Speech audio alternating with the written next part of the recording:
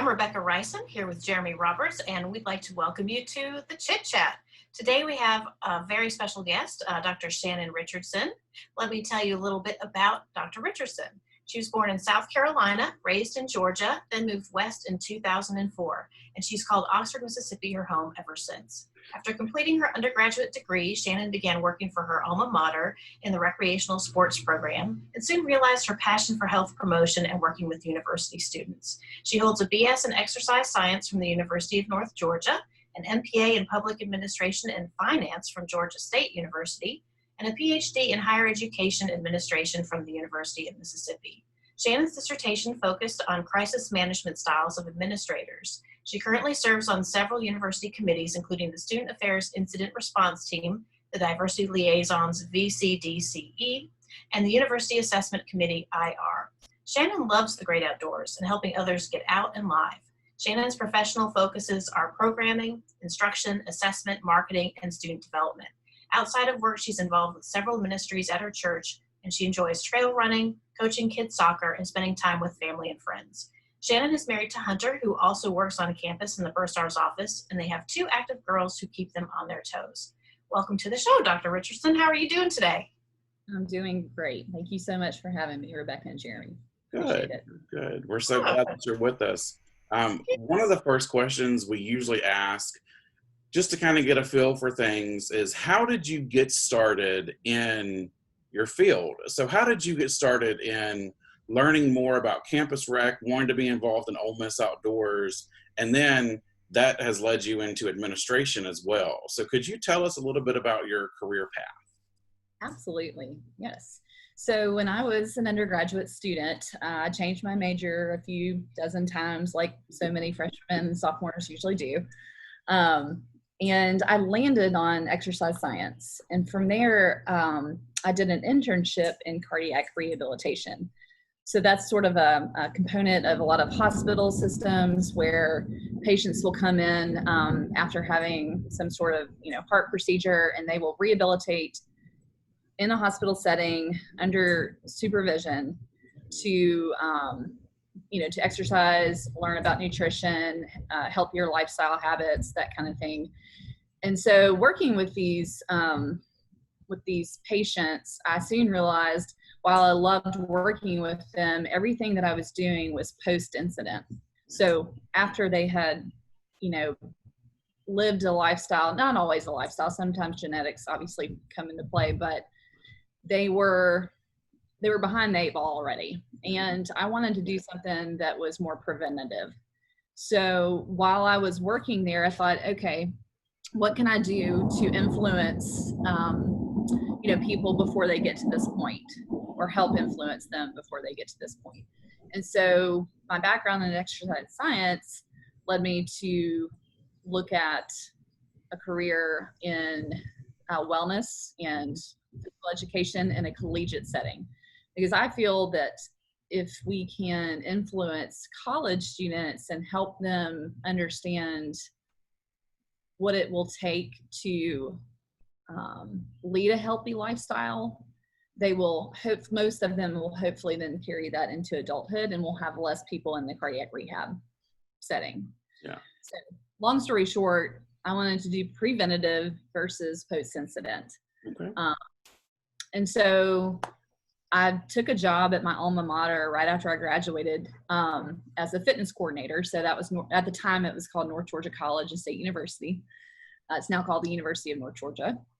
And so I was the fitness coordinator there for a few years. And then we didn't have an outdoor rec program. Mm-hmm. And outdoor recreation is very near and dear to my heart. I grew up in a family that camped a lot, every weekend. Of course, we started off in tents when my parents were younger. Then we moved to the pop-up, and then the pop-up camper. By the time I graduated, I had this 5th wheel, trailer. It was like glamping, but it was very, very much a part of who I was growing up. And so helped start the outdoor rec program there at North Georgia, along with supervising the ropes course. And so during my time there, I would attend NERSA conferences, which is our national organization for recreational sports in colleges and universities. and I met Troy Young and Jason Shirkey at a conference in Athens, Georgia. And they were telling me all about Ole Miss and Ole Miss Outdoors and just their, you know, the atmosphere there in their department. And so about a year later, the Ole Miss Outdoors coordinator position came available. Troy asked me to apply for it. I came to Oxford thinking I'm just a token. Yeah, they've got somebody in mind. It was just like a token interviewee. But as soon as I stepped foot on the campus, I knew there was something magical about this place, and the people were really what sold it to me. And so I of course loved it, but not thinking at all that this would be, really an opportunity. I was prepared to drive back east, head back to Georgia, and just take what I had kind of learned and implement it at North Georgia and just bring back ideas. But Sunday morning, Troy and I were sitting in Bottle Tree Bakery having breakfast, and he just point blank said, "Well, do you want the job?" I was like, and that's pretty much all she wrote. I packed up my stuff, moved west. That was 2004. And so was very fortunate to work with Ole Miss Outdoors for several years before being able to be promoted to an assistant director, and then having more administrative roles and responsibilities outside of just outdoors. So that was the long version. But yeah, the journey's been fun for sure. Yeah. Yeah. And in terms of Ole Miss Outdoors, obviously you're very passionate about it. Tell us about that program, Ole Miss Outdoors. What does it entail? All the dynamics of it. Yeah, for sure. So I think one of the biggest misconceptions of Ole Miss Outdoors that people might have is that it's a club and it's like a members only club. And that's not true. We are a program of campus recreation, just like intramural sports, just like fitness, aquatics. So we're just an arm of campus recreation that gives individuals an opportunity to participate in whatever level of wellness they're comfortable in, outdoors, but also indoors with some of our newer facilities like our climbing wall and things like that. But basically, anybody on campus can participate, students, faculty, staff, and we even have a lot of community members that participate on our trips, on the climbing wall, gear rentals, that kind of thing. So it's open to everyone. We want to be as inclusive as possible. And so we organize adventure trips. Those can be anything from week-long expeditions. We stay in the continental U.S. Typically, we have gone into Canada at times, but typically our trips are somewhere in the U.S. And then we organize, like I said, week-long adventure trips, but also a lot of weekend, or overnight trips that are much closer. Again, we provide opportunities for our participants of all financial backgrounds. And so some of our events are totally free. We'll do, day hikes on the trail or, just special events that really don't cost anything. All the way up to those, higher level expeditions. And so we offer those adventure trips and special events. We also offer gear rentals. So if somebody wants to plan their own trip, we help outfit them with anything from tents, sleeping bags, backpacks to, paddle sports. So we have canoes, kayaks. We have some stand-up paddle boards. That's kind of our most recent addition to the fleet. And so we want folks to, we want them to join us when they can, but we also want to give them the independence to do their own thing in the outdoors as well. And then we have our climbing wall. So our office is now in the South Campus Rec Center. It used to be in the Turner Center, but now we're in the brand new SCRC, and we're very fortunate to have a great setup there.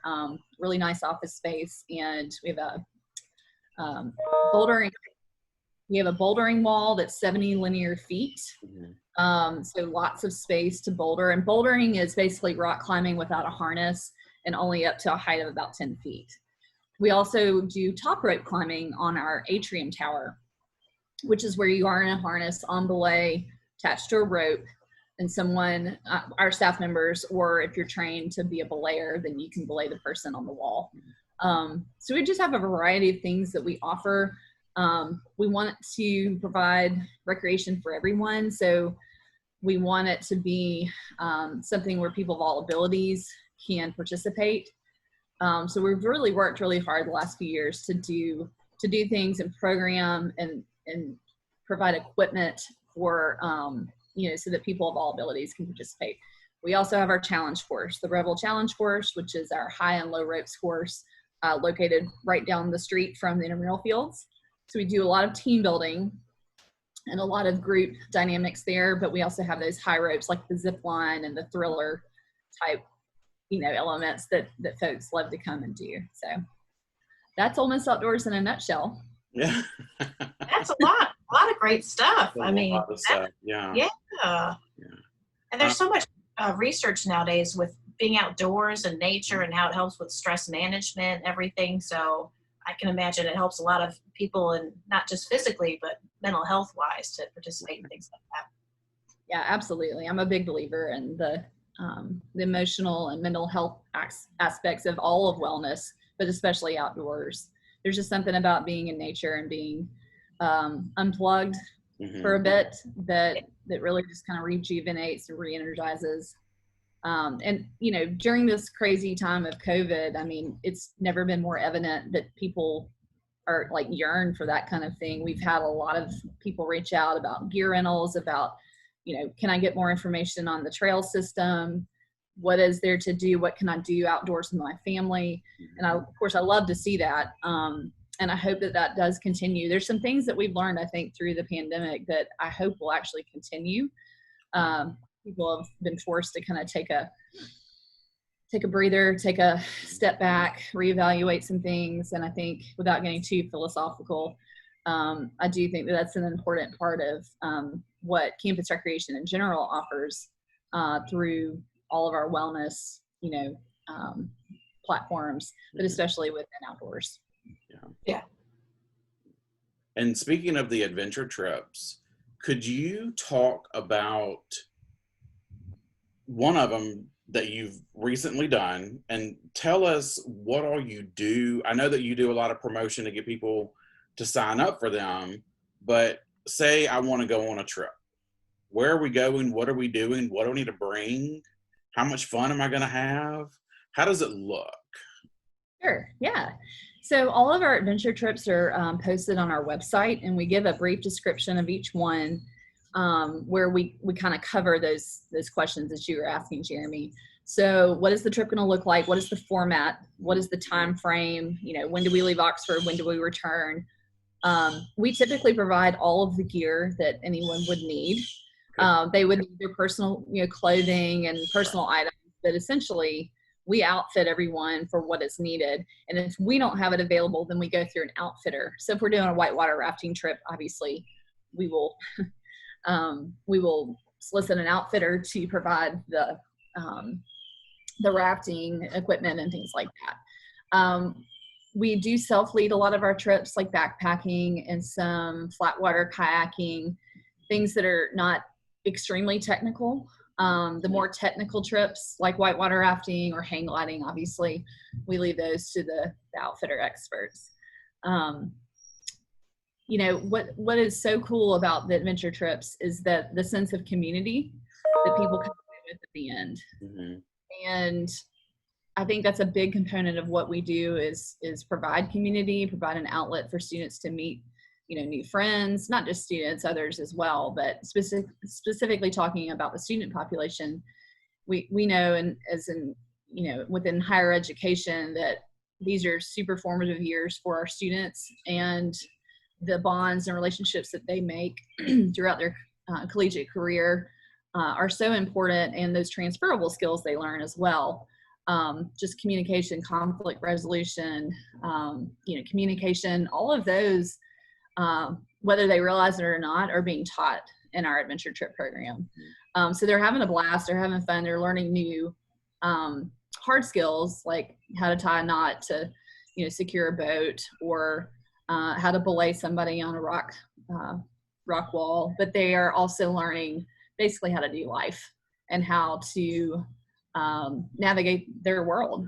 And that's something that is so important in the collegiate experience. And I'm hoping and I'm praying that the pandemic, will go away because I'm just so afraid that the more online we do, and I know that's what we have to do right now, but if we can't be in person, and those are the things that our students are going to lose, and they're not going to have in their toolkit when they graduate. They'll have the academic piece, but they will not have as much of the how to do life piece. And I'm simplifying it, but that is, what student affairs in general does for our students. We provide the extracurriculars and the outside of the classroom experiences. And so kind of went off on a tangent there. Sorry. I'll come back. That's why we feel that our programming is so important. So yeah, the students will come in and they'll have a general sense of what's going on. We do a pre-trip meeting for anything that is not just a day trip. We'll do a pre-trip meeting so that students understand the whole scope of the trip, can ask any questions. We'll meet their leaders, and their leaders are students as well that have been trained through our department. They go through an academic class called EL 200, Adventure Leadership and Programming. And they also, each of our leaders has their Wilderness First Responder certification. So our leaders are some of the most trained students on campus. And I love that the peers are leading peers. Mm-hmm. I think that's much more effective than if, I used to lead a lot of the trips when I first came on board, but now they're pretty much solely led by our students, and then our extended expeditions, we have a graduate assistant that will go on those. Right. But one of the best trips I've ever been in, this is early on in my career, we took a trip to the Grand Canyon. Mm-hmm. And we saw the national park side, which is the south, mostly the south and the north rims. That's what you see on a lot of the postcards and all the movies. Clark Griswold stops there with his family, yeah. Like, okay, let's go, and they're like, we just got here. We took it a step further, and we actually drove a little bit further west, and we hiked down about half a mile of switchbacks, and then another 7 miles to this Indian village called Havasu. Mm-hmm. It's the Havasu tribe. So Havasupai is the name of the Native American village that is down there. And they govern this land themselves. And it's the most beautiful place, that in Ireland, that I've ever been to. Definitely look it up after this. It's an incredible, there's several incredible waterfalls, Havasu Falls and Mooney Falls. And we camped down there for a week, and it was like Eden. It was beautiful. Those waterfalls actually eventually help feed the Colorado River. Mm-hmm. It's just a utopia. It really is. So that was one of my most memorable trips. But some of the most memorable parts were obviously being down there in this amazing environment, but it was also the road trip component, mm-hmm. right? Because this was back in the day when we had 15 passenger vans. The dinosaurs of old. Just imagine, 12 people in a 15 passenger van pulling a trailer. It gets pretty intense at times, lots of personalities, yeah. lots of fun, lots of tiredness, and so keeping up the rapport and being engaged throughout that trip was just one of the most memorable trips that I can remember. So so adventure trips, it is about having fun for sure. Yeah. And we don't discount that. A lot of what we do is fun, and we want students to have that experience, but whether or not they realize it, they are learning mm-hmm. Interpersonal skills as well. Yeah. Wow. Well, that's exciting. It builds great memories going through the process. Every trip or vacation, if something crazy happens, it's like, ooh, that was interesting. Definitely one for the record books. And then, of course, just being out in nature and those fond memories that you're building. And then also students are building, too, in their college journey.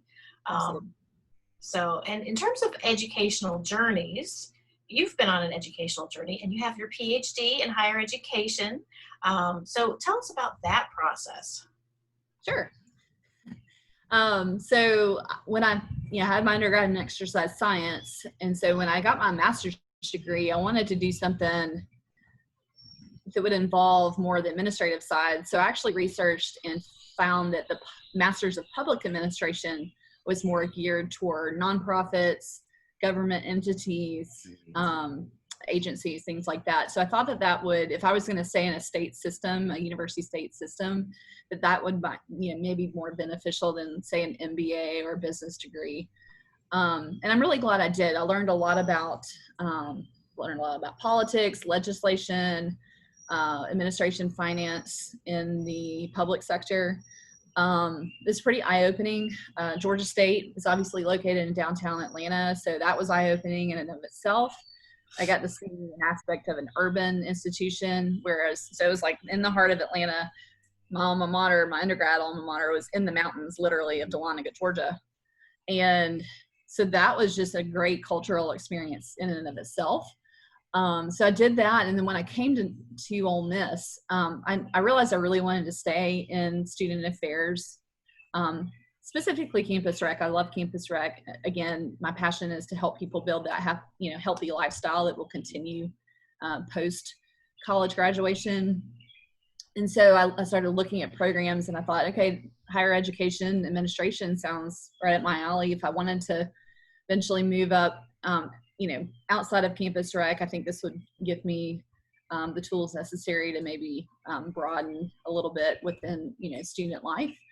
And so I came on board, and, I was in classes with, people like Kyle Ellis and Scott Wallace and some of the patriarchs of the old community. No, I'm just kidding. No, it was definitely a hilarious time of just getting to know all the professors and just really understanding what makes students tick. A lot of the student development theory, a lot of just the research behind why we do what we do. Mm-hmm. And so coming into it, I had already thought about dissertation topics. When I first came to Ole Miss in 2004, it was right after the ATO house fire happened. Mm-hmm. So an incredibly sad event. And I was just really intrigued by how did the university administration handle that, specifically within student affairs. Mm-hmm. And so I decided to do my dissertation topic on crisis management styles of senior level administrators. And crisis can be defined in many ways. I defined it in many different ways for my research, but it could be anything from, student deaths to pandemic. So, swine flu back in the day. Of course, now would have been a really good time to do this research, considering the day and time that we're in. But also, natural disasters. So Hurricane Katrina, obviously it didn't impact us as much, but it did those coastal colleges and universities. And so how do they handle this? How are they dealing with it? What are their tools? How much does their personality come into play? And also, of course, active shooters on campus, that's another realm. So I interviewed a lot of our current and former administrators to just kind of get an idea of how they dealt with it and tried to use that knowledge and that research to just put it out there so that people understand, people as in, colleagues of ours within student affairs, that there's not necessarily right or wrong, but it's an introspective look at, how am I going to handle something when it comes, not if it comes, but when it comes, and to have a certain level of preparedness. And that was my goal. So that's what I did my research on. Yeah. Wow. An important topic for sure. Mm-hmm. Yeah. And speaking of different factors that affect different people, we talked a little bit about how you got involved in administration, but what do you see as some current issues that are affecting students, especially with what we have going on right now with COVID-19 and everything? What are some things that you may have seen within campus rec, you may have seen specifically with Ole Miss Outdoors? Can you touch a little bit on those? Absolutely, yeah. And I think the main trend that we're going to see, and it's all going to depend on what universities are able to do for the fall semester, is students are going to have to make that tough decision of whether to stay at Ole Miss if it's mainly online and stick it out, or are they going to take a semester, a year off and do an online program that could be a little bit less expensive for them, candidly. That is what we've seen with our student staff, that we supervise within recreation. It's a really tough decision for students. And I know they'd rather stay with Ole Miss, but they've got to also think about the financial repercussions. And so this is just going to be a snowball effect. Right. And I think that a lot of students are going to, and this is outside of everybody's control, but they're going to miss out on a lot of what we have already talked about as far as those outside the classroom experiences. Right. And but even if it's even if students are on campus in some degree, which I think that they will be as of now anyway, there's still going to be so many restrictions and so many safeguards in place that students are not going to have the ability to connect as much, right, which is sad. It is what it is. It's, I don't think this will last forever, but I definitely think the next year will be extremely challenging for the emotional and mental development of these students. I think academically, they're going to, some are going to struggle anyway, just with the interface online. So that's going to be a component, but just making connections, making friends, having community. I'm just concerned. I really am. We try to bring students out on a normal day and a normal time, because a lot of students, because of social media and because of, you don't have to interact as much with people, sometimes will withdraw and they'll kind of be in their own world. And, we see a lot of students that, don't maybe want to come and be a part of things because they can kind of do their own thing at their own, in their own space. Right. And I'm not saying that's wrong. I'm just saying that if students have the option and the ability, I think it just provides them with ways to engage with students and learn more about their peers, kind of get outside their comfort zone a little bit. So that's what we try to do. We don't just want folks that are already exercising or already climbing or already going on adventure trips. We're trying to seek out those students on any given day to come and be a part, find community, find connections, make relationships, learn about the world outside of their small sphere that they know, right? So this situation we're in right now with this pandemic is just going to exacerbate that. My hope is that students can just push through and make it to the end. I'm hoping institutions can push through and make it to the end. We're going to have to be adaptable. We're going to have to find alternative ways to do things. So a lot of what we're seeing within Campus Rex, for instance, we've already started virtual team building sessions. You may or may not know about that. But so in a way to engage our student staff and give them a little bit of income, we've done probably 14 team building sessions already with university departments and outside groups. Like we've done one with Stonewater Rehabilitation Services. We've done, we're about to do one with financial aid. We've done one with the School of Education, institutional research, effectiveness and programming. So we are really trying to find ways to connect and keep connection. It's kind of like, hold on guys, just hold on a little bit longer. Right. We'll be back together at some point. Right. But we want to provide, some ways for students to stay connected. So that's one way. We've done, some Facebook groups for our climbers to kind of stay connected, and they share, documentaries and, oh, did you see this? This is a cool thing. I converted my garage into a climbing gym. I'm like, wow, that's impressive. Just different things students can do. Like, they're so creative, and it's so cool to see how they do adapt. And so we in Campus Rec have been trying to do things. We've done our virtual fitness videos. We do esports through intramurals. we've just done some things that hopefully will allow students to just hang in there, stay connected, and then when we're safely able to resume normal, then we'll have, we'll go back to somewhat of our typical programming. But right now, so we plan to open the rec center back up in July, so July 13th. And that's exactly 4 months, I think, from when we were shut down, March, April, May, June, 4 months.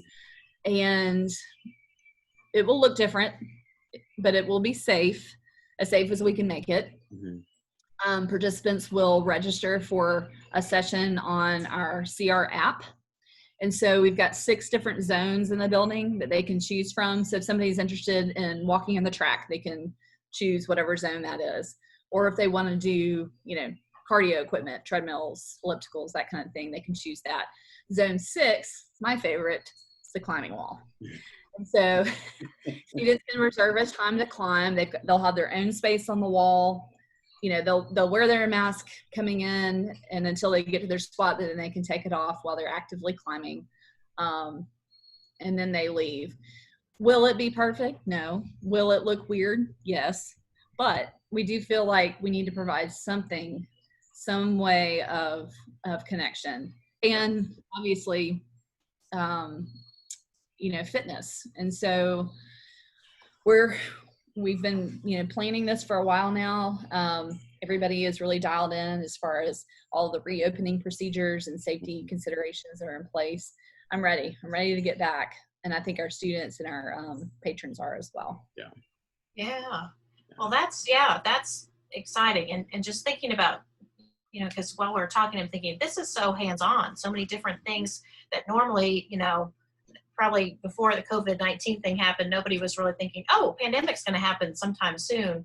And so, that just catches us all off guard. And it sounds like you guys have been really adaptive, trying to help students out through this process, putting stuff online, and social distancing during fitness classes, things like that. So that's, I appreciate all the efforts that you're doing to help students, because I know it's quite the process trying to figure out, what the next steps are like. Well, this is great. Is there anything else you wanted us to know about Ole Miss Outdoors, or just anything in general that you'd like to share? Yeah, no, if anybody has any questions or wants to learn more about our program, I'm happy to answer those. They can email me, we can set up a Zoom meeting, whatever we need to do. Again, I think adaptability is the key moving forward, especially in this next year or so. We are here to support students and all of our patrons, and we want to hear from them as to what they need, and we want to help them make connections wherever possible. Mm-hmm. In the fall, we're planning to do a lot of day trip kind of stuff where they provide their own transportation, but maybe we're able to take a day hike somewhere within 30 minutes of Oxford, right? Or do a clinic where everybody can kind of space out, but they can still learn some of those cool technical skills for the future. And I think the one thing I would just want everybody to know is that we are trying, and we do want feedback, and we want people to participate as much as they can in our facilities and in our programs. So that's all I have. Oh, well, this is great. And we've got a lightning round of questions for you. Woohoo! Very exciting. We like to ask each guest about themselves and their college experience. So, lightning round, ready, set, and go. Oh. Tell us about your experience as a freshman in college. What did that look like? Shannon Richardson's life. Paint us a picture. What was freshman year like when you were in college? Wore a lot of high-waisted jeans. I had a cardboard cutout of Yoda in my dorm room. Yes, it was still my dorm room. I lived in Lewis Hall with my roommate, Dawn. And Dawn and I graduated from the same high school, so we knew one another.